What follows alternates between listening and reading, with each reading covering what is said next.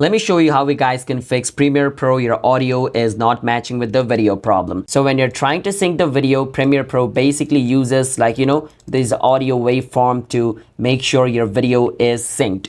And if the waveform of this video and this video doesn't matches, then you're going to get this error. To fix this error, what I will say to you guys is try to manually sync it. Sometimes go to the place where you can hear the voice and try to sync it manually like this, all right? Just by looking at the audio wave carefully. Because sometimes or most of the time, Premiere Pro syncing is really bad, okay? Even I face this problem, but you can also do this. If you have the time code of the video, just right click on the video. Make sure you first select the video on the timeline and then right click. And from here, then choose synchronize. And over here, try to choose time code if you have time code. If you don't have time code, audio is the only way. Choose audio and click on OK. Sometimes most people select these by default and they don't know why it's not syncing. So make sure to check if it is on audio and click on OK. It's going to sync it. All right. So these are the only method you guys can use to fix this syncing issue. Subscribe to our channel for more videos like this.